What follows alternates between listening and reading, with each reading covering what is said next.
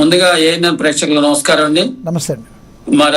మన సోదరులకి మరి లక్ష్మి గారు మీకు నమస్కారం. నమస్తే సార్. ఇక్కడ మన విసారెడ్డి గారి గురించి మాట్లాడాలంటే అతను సుమారు 1980 నుంచి 1890 మధ్యలో వైఎస్ఆర్ కుటుంబానికి చార్టెడ్ అకౌంటెంట్ గా ఉండటం జరిగింది. ఆ ఇదిలోనే సాక్షి పేపర్ పెట్టినప్పుడు కూడా అతను దాంట్లో డైరెక్టర్ గా ఉంటాము. ఆ సాక్షి పేపర్ రావడానికి మూల కారకుడు అవటం, తర్వాత రాజశేఖర గారు చనిపోయిన తర్వాత మన జగన్ గారితో కలిసి పార్టీలో నెంబర్ 2గా వ్యవహరించడం జరుగుతుంది సార్. కానీ తర్వాత జరిగిన పరిణామం వల్ల సరే పార్టీ ఓడిపోవటం, తర్వాత ఆయన రిజైన్ చేసి బయటికి రావటం, రాజ్యసభ సీటుకి రిజైన్ రావటం, ఇవన్నీ సహజంగా జరుగుతూ పోయినాయి. కానీ అతను ఎప్పుడైతే ఆయన అధికారంలో ఆ టైంలో అతను తనకంటూ ఒక గ్రూపుని కానీ ఒక కొట్టాన్ని కానీ ప్రిపేర్ చేయకపోవటం, ఎవరికి అధికారంలో ఉన్నప్పుడు ఎవరికి ఉపయోగపడకపోవటం వల్ల అతనికి ఇప్పుడు ఈ పార్టీ పెట్టడం వల్ల అతనికి తోడొచ్చే వాళ్ళు ఎవరు ఉండకపోవచ్చని మా భావన అండి. ఎప్పుడైతే వైఎస్ఆర్సీపీ బయటకు వచ్చాడో బీజేపీ పెద్దలతో మాట్లాడటం జరిగింది. బీజేపీ పెద్దలు తిరస్కరించడం వల్ల సరే కాదనలేక బయటికి రాగానే ఫస్ట్ టార్గెట్ చేసి మాట్లాడి పాజిటివ్గా మాట్లాడింది మీ పార్టీ గురించేనండి బాబు. పవన్ కళ్యాణ్ గారు చాలా మంచి వ్యక్తి అని, అంటే గతంలో ఆయన ఎలక్షన్ల ముందు ఆయన చేసిన ట్వీట్లు మామూలుగా లేవు మీ అధినేత గురించి. కానీ ఆఫ్టర్ ఎలక్షన్స్ తర్వాత చాలా మంచి వ్యక్తి, నాకు పవన్ కళ్యాణ్ నేను ఎప్పుడు ఇండివిజువల్గా ఏమీ అనలేదు, పవన్ లాంటి మంచి వ్యక్తిని నేను ఎప్పుడు కాదనలేదని ఆయన పాజిటివ్ వైబ్రేషన్స్ ఇచ్చారు. మరి మీ పార్టీలోకి ఎందుకు ఆయన ఆహ్వానం పలకలేదా? ఒక్కటండి, ఇప్పుడు మా పవన్ కళ్యాణ్ గారి గురించి సహజంగా అతను పార్టీ కండ వేసుకున్నప్పుడే విమర్శించారు తప్ప కండవ తీసిన తర్వాత ప్రతి వాళ్ళకి తెలుసు పవన్ కళ్యాణ్ ఎలాంటి వ్యక్తి అనేది సహజంగా అందరికి తెలిసిన విషయమే. అది మనం పర్టికులర్ చెప్పాల్సిన అవసరం లేదు. కాకపోతే ఆయన మనసులో ఉన్న మాట పార్టీ నుంచి బయటకు వచ్చినా చెప్పడం జరిగింది. ఇంకోటి ఇక్కడ చూస్తే ఏంటంటే ఇప్పుడు ఇతను పార్టీ పెట్టడం అనేది ఆయన ఇష్టం, ఆయన పర్సనల్ విషయం. రాజ్యాంగబద్ధంగా ఆయన పార్టీ పెట్టడానికి అందరికి అవకాశం ఉంటుంది, దానికి ఎవరు కాదన్నారు. కానీ ఇతను పార్టీ పెట్టడం వల్ల ఎవరికి లాస్ వస్తుంది, ఎవరికి లాభం మొత్తం చూసుకుంటే అది మాత్రం జీరో అండి. ఎందుకంటే ఇప్పుడు పార్టీ పెట్టి ఆయన వైఎస్ఆర్సీపీ ఓట్లని లాక్కోలేడు. అధికారంలో ఉన్న మా దగ్గర నుంచి అసలు ఆయన ఓట్లు పడే అవకాశం లేదు. ఎందుకంటే కాదు సార్, అంతమంది వైసీపీ నేతల్ని హ్యాండిల్ చేసిన వ్యక్తి కొంతమంది నేతల్ని తీసుకుంటే నేతలతో పాటు జనాలు కూడా ర్యాలీ అవుతారు కదా. జనాల్లో డైరెక్ట్గా లేకపోయినా ఇప్పుడు కాంగ్రెస్ నుంచి మెజారిటీలో వైసీపీని తిట్టిన చోట తిట్టకుండా జగన్మోహన్ రెడ్డి గారిని తిట్టిన కాంగ్రెస్ నేతలందరూ క్యూ కట్టి వైసీపీలో ఉన్నారు. ఈ రోజున అంతా తానై నడిపిన విజయసాయి రెడ్డికి, డక్కీ మొక్కిలు తినున్న విజయసాయి రెడ్డికి అందులోంచి కొంతమంది నేతలను తీసుకోవడం పెద్ద విషయం కాకపోవచ్చు కదా. మీరు ఎందుకు అలా అనుకోవటం లేదు? వైసీపీ నుంచి చేరవని ఎలా చెప్పగలరు మీరు? సార్ ఒకటి నిజం అండి, అతను పార్టీలో ఉన్నప్పుడు ఆయనకి ఇచ్చిన పదవిని బట్టి ఆయన రాష్ట్రం బట్టి ఆయనకి వాల్యూ ఇచ్చారు తప్ప పర్సనల్ గా వీసారి నమ్మి ఆయన పక్కన వాళ్ళు ఎవరు లేరండి. ఇందాక కూడా మీకు చెప్పాను, ఆయన అధికారం ఉన్నప్పుడు ఎవరికి ఉపయోగపడలేదు, ఆయన అంటూ ఒక గ్రూప్ కూడా రెడీ చేసుకోలేకపోయాడు. సరే మీరు అన్నట్టుగా ఒకవేళ కాదుకూడదు వైఎస్ఆర్సీపీ ఎమ్మెల్యేలు ఎవరన్నా వస్తారనుకుంటే ఎవరన్నా ఇప్పుడు మన జగన్ గారు అసెంబ్లీకి వెళ్ళి ప్రజల సమస్య గురించి పోరాటం చేయట్లేదు. అది నచ్చని ఎమ్మెల్యే ఎవరన్నా ఒకళ్ళు ఏమైనా వస్తే రావచ్చేమో తప్ప 99% ఆయన వైపు రావటం అనేది జరగదండి. సో జగన్ గారి వైసీపీలో తమకు అవకాశాలు లేవు, మేము వైసీపీకి మాకు ఇంకా డోర్లు క్లోజ్ అయిపోయిన ఉన్న వాళ్ళందరూ కూడా ఆయన వైపు వెళ్ళే అవకాశాలు అయితే స్పష్టంగా కనబడుతున్నాయి. కానీ అతని పర్సనల్ గా అతను ఒకసారి చూసుకుంటే అతనికి ఎవరికి ఉపయోగపడే వ్యక్తి కాదు, ఎవరికి సాయం చేసే వ్యక్తి కాదు సార్. నమ్మి ఎవరు వెళ్తారు అనుకోవటం మాత్రం 100% నో అనే చెప్పొచ్చండి. రైట్. అతని వల్ల నాకు తెలిసి అతను పార్టీ పెట్టడానికి కారణం ఏంటంటే అండి,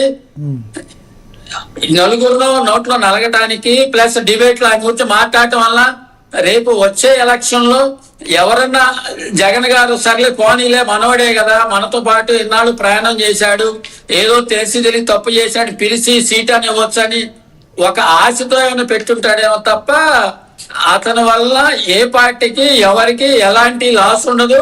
ఎలాంటి లాభము ఉండదు. సో ఎటువంటి ఉపయోగం ఉండదంటారు ఆయన వల్ల. జీరో ఒపీనియన్ అండి. రైట్ రైట్ శ్రీనివాస్ గారు కుండబద్దలు కొట్టినట్టు. ఇంకోటి కూడా అతను వెనకుండి ఎవరన్నా పార్టీ పెట్టించారంటే కూడా అవకాశం కూడా లేదు సార్.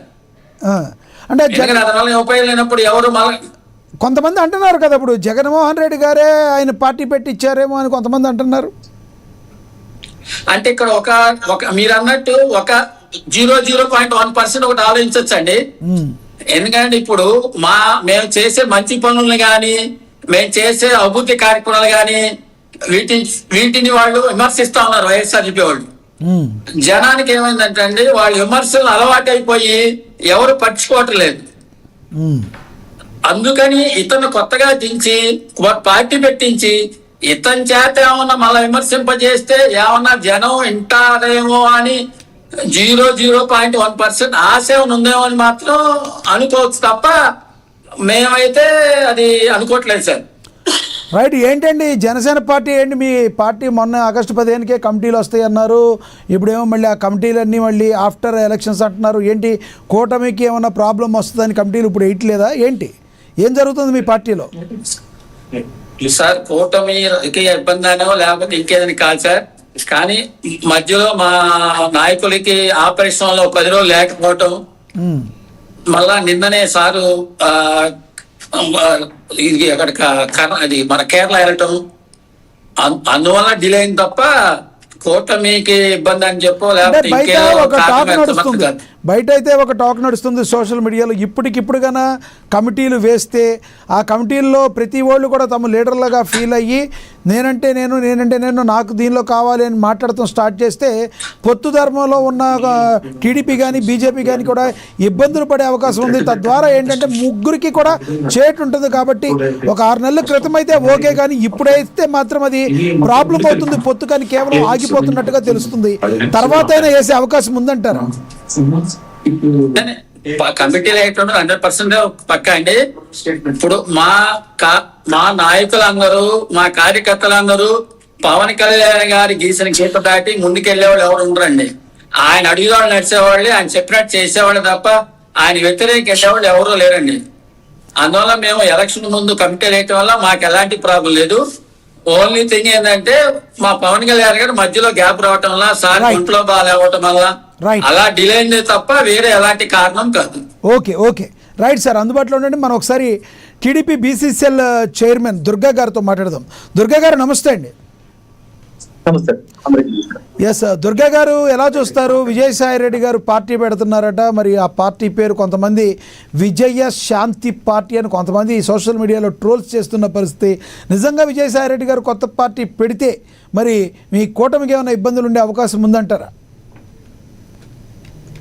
సార్ ఇప్పుడు మన రాజ్యాంగంలో ప్రతి ఒక్కరు కూడా భావ స్వేచ్ఛ కానీ మాట్లాడే విధానం కానీ లేకపోతే ప్రజలకు సేవ చేయాలని చెప్పి ఎవరైనా ముందుకు రావచ్చు. పార్టీ పెట్టే స్వేచ్ఛ అందరికి కూడా రాజ్యాంగం కల్పించండి.